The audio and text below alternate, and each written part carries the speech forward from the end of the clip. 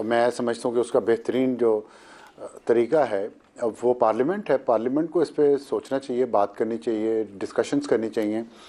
और जो ऐसे इदारे हैं, ऑर्गेनाइजेशन हैं, जैसे पाइड है, पाइड जैसे इदारों की जो रिपोर्ट्स आती हैं ना, मेरे इनके बारे में हमेशा डाउट्स रहते हैं। जनरल नकवी ने एक political reforms, local bodies, local government reforms introduce करवाई थी। कभी उन्होंने काउंसलर का इलेक्शन भी नहीं लड़ा था, लेकिन उन्होंने एक अजीब व गरीब सिस्टम यहाँ पे इंट्रोड्यूस करवा दिया। नाफिज हो गया, मार्शाल्लाह था, कोई पूछने वाला नहीं था, और फिर उनके जाते ही वो सिस्टम भी फारिग हो गया।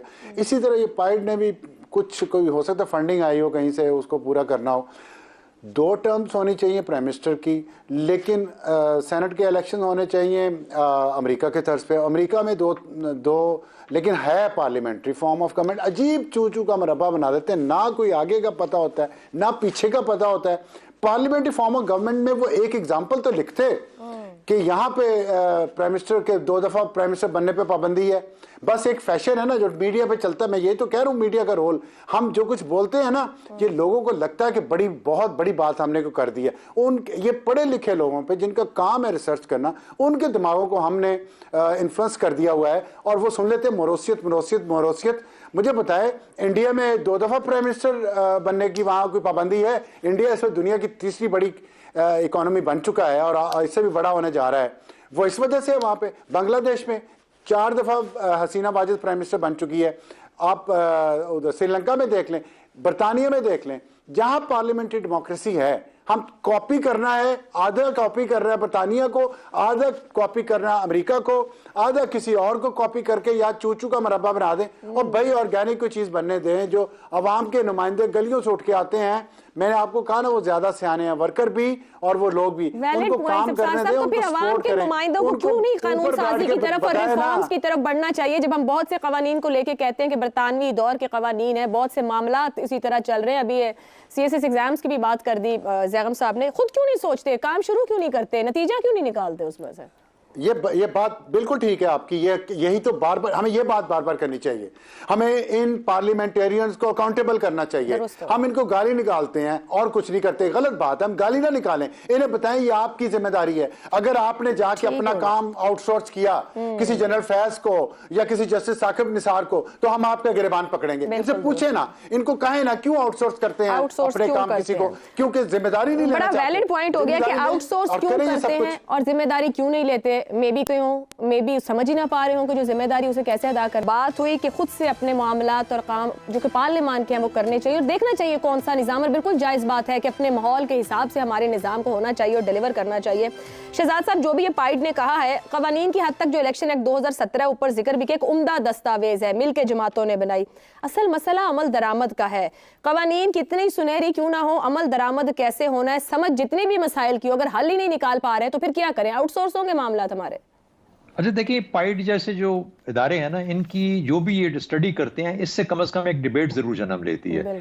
जरूरी नहीं कि हम उसको अमल करें और उसी तरीके से अमल करें जैसा वो कह रहे हैं, लेकिन एक डिबेट का बायस बनती है, जो कि बहुत एक हेल्दी चीज है, एक सेहतमंद चीज है किसी भी जमहूरी माशरे के लिए। तो ये एक अच्छा काम है। दूसरी बात, चाहे वो पार्लियामेंट्री सिस्टम हो या प्रेसिडेंशियल सिस्टम हो या प्रेसिडेंशियल और पार्लियामेंट्री का एक मिक्सचर हो, जिस तरीके से फ्रांस ने इस्तेमाल किया हुआ है, तो उस तीनों सूरतों में तब ही वो काम अच्छा करेगा अगर नीयत ठीक होगी, और जो आपने आइन और कवानीन और जो रूल्स बनाए हैं उसको अगर आप उस पर अमल करेंगे, तो 2 चीजें लाजमी हो गई किसी भी निज़ाम को कामयाब करने के लिए, जब तक कि वो जमहूरी निज़ाम की कोई ना कोई शक्ल है कि नीयत और अमल, ये 2 चीजें बहुत ज्यादा जरूरी हैं उसके लिए। अच्छा, तीसरी चीज जो मुझे पसंद आई वो ये है कि हमारे यहाँ चूंकि हमारा जिस किस्म का एक तारीख और स्ट्रक्चर रहा है, इसमें जमहूरी मिजाज इतना ज्यादा नहीं है। जमहूरी मिजाज के लिए 2-3 चीजें मैं समझता हूं अहम है। एक तो उन्होंने बड़ा अच्छा इशारा दिया कि सेनेट के जो इलेक्शंस हैं, इनको मेरी नजर के अंदर उन्होंने शायद कुछ टाइम और बोला होगा। मैं कह रहा हूं हर 2 साल के बाद 1/3 जो है आपकी सेनेट, उसको 2 साल के बाद इलेक्शन में जाना चाहिए। हमारे यहाँ लोकल बॉडीज गालिबन 5 साल के बाद की जाती हैं, अगर मैं बिल्कुल अगर गलत नहीं हूं तो मैं अगर 5 साल के बाद की जाती हैं तो उनको मेरी नजर में कम करके 3 साल में कर देना चाहिए, क्योंकि लोकल बॉडीज के ऊपर जो आपको टर्न अराउंड है वो ज्यादा तेज चाहिए, ताकि ज्यादा लोग इस अमल का हिस्सा बने और उनकी अकाउंटेबिलिटी, पॉलिटिकल अकाउंटेबिलिटी या इलेक्टोरल अकाउंटेबिलिटी जल्दी आए। ये मेरा दूसरा एक और चीज एडिशनल होगी। और तीसरी चीज जो कि इसको मैं समझता हूं, हमेशा कहता हूं, जब तक मेरी नजर में सूबों को हम छोटा नहीं करेंगे और डिवीजन के लेवल पे नहीं लेके जाएंगे। पूरे पाकिस्तान भर में जो डिवीजन लेवल के ऊपर अगर हम जब तक सूबे नहीं डिटरमिन करेंगे, ना हमारी सेनेट फाल होगी और ना हमारी जमहूरियत फाल होगी।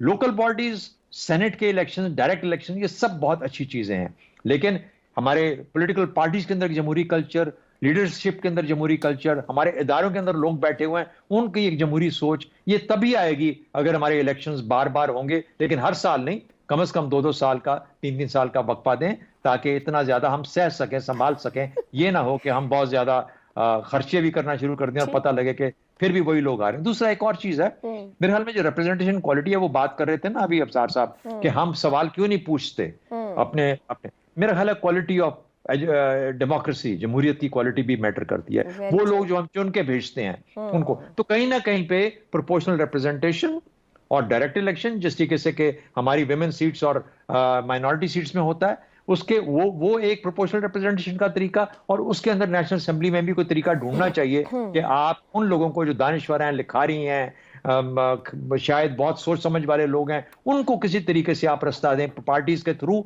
एंटर करने का। पार्टीज का जिम्मेदारी ज्यादा बनती है। तो मेरा ख्याल है ये भी एक ऐसा अमल है जिसको कि हमें जरूर सोचना चाहिए। लेकिन देखिए, बात यही है, जितनी सोचें होंगी उतनी हम शेयर करेंगे, करने वाले वही हैं जो हमारे लीडरान हैं, उनको सोचना समझना चाहिए। नवाज शरीफ अपनी फॉर्म में नजर नहीं आ रहे। लगता है लंदन में जो यकीन दहानियां कराई गई थी वो पूरी नहीं हुई और मुकम्मल इख्तियार वाला इक़्तिदार नहीं दिया जा रहा। कौन बनेगा वजीर आजम 8 फरवरी को? मियां मोहम्मद नवाज शरीफ, बिलावल भुट्टो या कुछ सरप्राइज भी हो सकता है। मियां साहब को लोली लनगरी हुकूमत दलवा भी दी गई तो वो क्या खुद वजीर आजम बनना पसंद करेंगे? इस सवाल का जवाब चंद दिनों में आ जाएगा। शरीफों के लिए वजारत उस्मा से ज्यादा तख्त पंजाब जरूरी है। सीनियर सहाफ़ी व तज्ज़ियाकार मजहर अब्बास ने अहम तज्ज़िया कर दिया। जियो न्यूज़ में शाये होने वाले अपने ब्लॉग हुसूल इक़्तिदार वाहिद मंशूर में मजहर अब्बास ने लिखा है कि इलेक्शन में क्या पड़ गए आप, इंतखाबात हो रहे होते तो मंशूर भी आते, ज़ोरों शोर से इंतखाबी मुहिम भी चल रही होती, बहस मुबाहसे की फिज़ा भी नजर आ रही होती। अभी तो मियां साहब ने एक जलसा ही किया और ज़ाती मसरूफियत के बायस दूसरा मुलतवी कर दिया। अलबत्ता मरियम नवाज भरपूर जलसे कर रही हैं। दूसरी तरफ बिलावल भुट्टो ज़रदारी के तेरों का रुख शीर की तरफ है। लगता है दोनों की सियासी जंग का हुसूल इक़्तिदार है, यानी कौन बनेगा वज़ीर आज़म 8 फरवरी को। मियां मोहम्मद नवाज शरीफ, बिलावल भुट्टो या कुछ सरप्राइज भी हो सकता है। एक तीसरी सियासी जमात को मुकम्मल तौर पर इलेक्शन दौर से बाहर किया जा रहा है। आज़ाद भी आज़ाद नहीं, लीडर आउट, पार्टी आउट, इंतखाबी निशान आउट। जलसे जुलूस तो दूर की बात, ऑनलाइन जलसा होता है तो इंटरनेट बैठ जाता है। ऐसे में पाकिस्तान तहरीक इंसाफ ने एक तरह से ज़ेर ज़मीन इंतखाबी मुहिम शुरू की हुई है, मगर इलेक्शन के दिन पोलिंग एजेंट कैसे काम करेंगे? वोटर निकल भी आया तो कहाँ जाएगा? ब्लॉग में मजहर अब्बास ने मजीद लिखा कि ना जाने क्यों साबिक वज़ीर आज़म मियां नवाज शरीफ अपनी फॉर्म में नजर नहीं आए। लगता है लंदन में जो यकीन दहानियां कराई गई थी वो पूरी नहीं हुई और मुकम्मल इख्तियार वाला इक़्तिदार नहीं दिया जा रहा। शायद यकीन दहानियां कराने वालों को भी अंदाज़ा नहीं था कि पंजाब इस हद तक बदल गया होगा। 2013 के इलेक्शन में पाकिस्तान पीपल्स पार्टी को भी यकीन नहीं था कि उनको इंतखाबात में ऐसी बुरी शिकस्त पंजाब में नसीब होगी और वो इस खाम ख्याली में रहे कि PTI मुस्लिम लीग नून का वोट ले जाएगी। अब बिलावल भुट्टो ने बेहतर सियासी फैसला किया लाहौर से लड़ने और पंजाब में वापस कदम जमाने का। इस इलेक्शन में नहीं तो आने वाले सालों में अगर अपनी सियासत में कुछ तब्दीली लाए तो किसी हद तक वापसी मुमकिन है। इमरान खान और तहरीक इंसाफ को इक़्तिदार से बाहर करने में दोनों मुत्तफ़िक़ थे, जिसमें किसी हद तक खुद खान साहब की कम गलतियां नहीं, वो भी उन दोनों जमातों और शरीफों ज़रदारी को इलेक्शन रेस से बल्कि सियासी रेस से बाहर करवाना चाहते थे। बहरहाल इमरान आउट हो गए अप्रैल 2022 में और इस वक्त से वापसी की जिद्दोजहद कर रहे हैं। दूसरी तरफ मुस्लिम लीग नून और पाकिस्तान पीपल्स पार्टी की 17 माह की हुकूमत ने जो काम किए उसने इमरान को एक बार फिर मकबूल तरीन बना दिया। मियां नवाज शरीफ आज से 3 साल पहले इलाज की गर्ज से खान साहब की मंजूरी से अदालत की इजाज़त से लंदन गए तो इन्हें अंदाज़ा न था कि वापस आएंगे तो भाई की पॉलिसियों की वजह से पंजाब भी हाथ से निकल जाएगा। वाकई शहबाज शरीफ ने सच ही तो कहा था कि हमने अपनी सियासत कुर्बान कर दी, अब रियासत को कैसे बचाया ये तो कोई इसहाक डार साहब से पूछे। मियां साहब ने 2013 के बाद अपने करीब तरीन साथी चौधरी निसार अली खान को खोया और 2023 में शाहिद खाकान अब्बासी, मफता इस्माइल, करीब मोहम्मद जुबैर और आसिफ करमानी भी हाथ से गए, नहीं तो नाराज तो यकीनी तौर पर हैं। ऐसे में मुस्लिम लीग नून और ख़ास तौर पर मियां साहब को लोली लनगरी हुकूमत तलवा भी दी गई तो वो क्या खुद वज़ीर आज़म बनना पसंद करेंगे? इस सवाल का जवाब चंद दिनों में आ जाएगा। शरीफों के लिए वजारत उज़्मी से ज़्यादा तख्त पंजाब ज़रूरी है। ब्लॉग के आखिर में मजहर अब्बास ने लिखा कि उस वक्त मैदान में जितनी भी जमातें और रहनुमा हैं, सबका एक ही मंशूर है, एक ही दस्तूर है, हुसूल इक़्तिदार। 8 फरवरी के इलेक्शन तो वैसे भी मावराए आइन हो रहे हैं, वरना तो अब तक एक मुंतखब हुकूमत को 3 माह हो चुके होते। जरदारी साहब की सियासत 8 फरवरी के बाद शुरू होगी। नंबर गेम्स के वो मास्टर हैं और यही उनकी सियासत का महवर है जिसमें वो कामयाब भी हैं। अब वो क्या सिर्फ बिलावल को वजीर आज़म देखना चाहते हैं या कुछ अपने बारे में भी सोच रहे हैं? थोड़ा इंतज़ार। ये सब बातें मियां साहब को भी पता हैं और इन्हें अब तक जरदारी की सियासत का खास हद तक इल्म भी है। शायद यही मियां साहब की परेशानी का सबब भी है।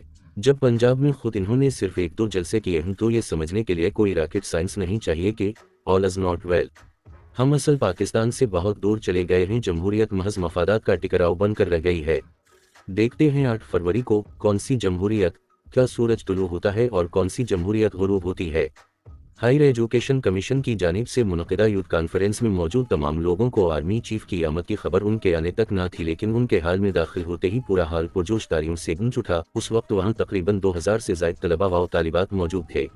हायर एजुकेशन कमीशन की जानिब से 24 जनवरी 2024 को इस्लामाबाद के कन्वेंशन सेंटर में नौजवान कौमी यकजहती का महवर उन्वान से कौमी यूथ कॉन्फ्रेंस में शरीक निगरान वज़ीर आज़म अनवरुल हक काकड़ और army chief general Asim Munir एक शरीक नौजवान को तोहफा दे रहे हैं।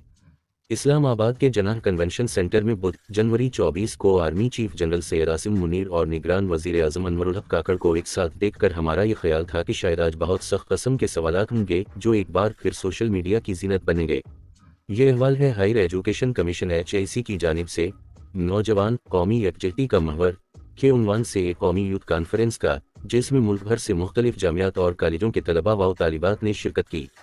हाल में मौजूद तमाम लोगों को आर्मी चीफ की आमद की खबर उनके आने तक ना थी, लेकिन उनके हाल में दाखिल होते ही पूरा हाल पुरजोश तालियों से गूंज उठा। उस वक्त वहाँ तकरीबन 2000 से ज़ायद तलबा व तालिबात मौजूद थे। इस कन्वेंशन के मेहमान खुसूसी army chief general Syed Asim Munir और निगरान वज़ीर आज़म अनवरुल हक काकड़ थे। उनसे नौजवानों का एक बाकायदा सवाल व जवाब का सेशन भी हुआ, जो इस 2 रोज़ा तकरीब का सबसे दिलचस्प और शायद सनसनीखेज हिस्सा था, क्योंकि निगरान वज़ीर आज़म से किए जाने वाले पहले सवालात से तकरीबन सभी वाकिफ थे। Chairman higher education commission doctor Mukhtar Ahmad ने अपने खिताब में मेहमानान गरामी को खुशामदीद कहा। गालिबन प्रोटोकॉल की वजह से पहला खिताब army chief general Syed Asim Munir ने किया, जिसका तकरीबा सभी बेसब्री से इंतजार कर रहे थे। मेज़बान की दावत खिताब के साथ ही हाल में पाकिस्तान जिंदाबाद और पाक फौज जिंदाबाद के नारे लगे, जिसका आर्मी चीफ ने भी भरपूर जवाब दिया। फौजी वर्दी में मलबूस जनरल आसिम मुनीर ने खिताब के आगाज़ में ही नौजवानों से पूछा कि मैं तकरीर उर्दू में करूँ या अंग्रेज़ी में, जिस पर तकरीबन तमाम तलबा ने कहा कि हमारी कौमी ज़बान उर्दू है तो आप उर्दू में ही तकरीर करें। आर्मी चीफ के इस सवाल को तलबा ने अपनी भरपूर तालियों से सराहा। अपनी तकरीर के आगाज़ में ही फौजी सरबराह ने खुशी का इजहार करते हुए कहा, मुस्तकबिल के मामारों और इकबाल के शाहीनों से मुखातिब होकर खुशी महसूस कर रहा हूँ। निगरान वज़ीर आज़म अनवर अल हक काकड़ खुद नौजवानों से गुफ्तगू व शनीद के बड़े हामी दिखाई देते हैं। उसी वजह से वो मुल्क की तकरीबन अक्सर अहम दरसगाहों में जाकर तलबा से बराह रास्त गुफ्तगू करते हैं। कभी इम्कान है कि शायद आर्मी चीफ के साथ तलबा के इस मकालमे का एहतिमाम भी उन्हीं ने किया होगा। यकीनी तौर पर यह हाल में मौजूद हर नौजवान के लिए बाइस फ़ख्र था कि निगरान वज़ीर आज़म और आर्मी चीफ उनके सवालों के जवाब देने के लिए उनके सामने मौजूद हैं। ये एक ज़बरदस्त कदम है जिससे कम अज़ कम नौजवानों में सवाल पूछने की जुर्रत और हुक्मरानों में जवाब देने की हिम्मत पैदा होगी। जनरल आसिम ने इस शेर से बाकायदा आगाज़ किया कि इस कौम को शमशीर की हाजत नहीं रहती, हो जिनके जवानों की खुदी सूरत फौलाद। आर्मी चीफ ने नौजवानों से सवाल पूछा कि पाकिस्तान बनाने का मकसद क्या था। इस पर सब ने मुख्तलिफ जवाब दिए। जनरल आसिम मुनीर ने कहा कि पाकिस्तान बनाने का मकसद ये था कि हमारा मजहब, तहजीब व तमद्दुन हर लिहाज से हिंदुओं से मुख्तलिफ था, लेकिन आज हम मगरिब के फादर्स डे, मदर्स डे जैसे दिन शौक से मनाते हैं, तो ऐसा क्यों? हाल में चंद लम्हों की खामोशी थी कि जैसे सबको एहसास हो कि यहाँ गलती है, जिसके बाद तालियों से गूंजतन हाल जनरल आसिम की बात की तायद कर रहा था। इन्होंने मजीद कहा, हमारे मुल्क के नौजवान इस मुल्क और कौम की रोशन रिवायात, इकबाल और कायद के ख्वाबों की तबीर के अमीन हैं। आर्मी चीफ ने अपनी पूरी तकरीर में मुख्तलिफ मौज़ूआत पर बात की और सबसे खूबसूरत चीज़ कुरानी आयात का हवाला था, जो वो अपनी हर बात के साथ दे रहे थे, जो शायद नौजवानों को उनकी बातों की तरफ राग़िब करने के लिए काफ़ी थे। इन्होंने जब हालिया पाकिस्तान ईरान कशीदगी का जिक्र किया तो हाल का जोश व जज्बा दीदनी था और यूं एक बार फिर पाक फौज जिंदाबाद और तालियों की गूंज पैदा हुई। ये वो वक्त था कि कुछ लम्हों के लिए यूं महसूस हुआ कि हम सब एक मुत्तहिद कौम हैं, लेकिन सवालों का सेशन अभी बाकी था। आर्मी चीफ जब गुफ्तगू कर रहे तो एक दिलचस्प पहलू सबके लिए ये था कि वो सियासत पर क्या नुक्ता नज़र रखते हैं। इस सिलसिले में सबसे दिलचस्प मौका वो था जब एक जानिब से निगरान वज़ीर आज़म से सियासी अदम इस्तेहकाम पर सवाल हुआ, जिस पर जनरल आसिम मुनीर ने सवाल करने वाली लड़की से पूछा कि पहले आप मुझे बताएं कि सियासी अदम इस्तेहकाम कहते कैसे हैं। इस पर पूरा हाल कहकहम से गूंज उठा क्योंकि दूसरी जानिब से कोई जवाब नहीं दिया गया। जब तहरीक इंसाफ की हुकूमत की मुद्दत की बात हुई तो इन्होंने इस का मूरत इल्ज़ाम सोशल मीडिया को ठहराया।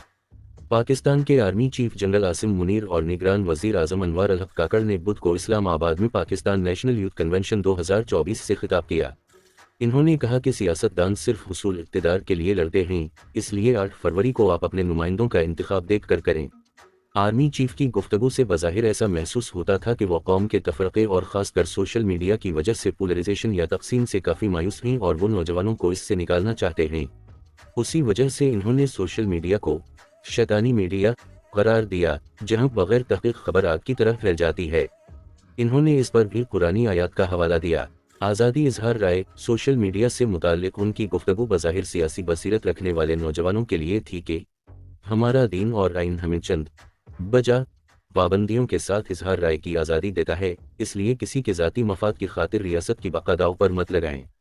इस सारी तकरीब में निगरान वज़ीर आज़म ने भी नौजवानों के चंद सवालों के जवाब दिए, लेकिन साथ ही उन्होंने ये भी कहा कि मुझसे जानबूझकर ऐसे सवाल किए जाते हैं ताकि बाद में वो सोशल मीडिया पर वायरल हों, लेकिन इन्होंने वाज़ेह किया कि इज़्ज़त व ज़िल्लत अल्लाह के हाथ में है। इससे वाज़ेह था कि बुलाचुक सवालात की इजाज़त जहां नौजवानों में खुद इत्मीदी पैदा करने के लिए काफ़ी थी, वहीं तमीज़ का दायरा बरकरार रखना भी इतना ही ज़रूरी था। इस तकरीब में जहां मुल्क की 2 बड़ी शख्सियात से मुखातिब होने का मौका मिला, वहीं ये भी बखूबी मालूम हुआ कि वो हमसे इस मुल्क के मुस्तक़बिल के बारे में क्या तवक्कुआत रखते हैं और हमसे बर्दाश्त, तहज़ीब और मज़हब के दायरे में रहकर काम करने की भी तवक्को रखते हैं।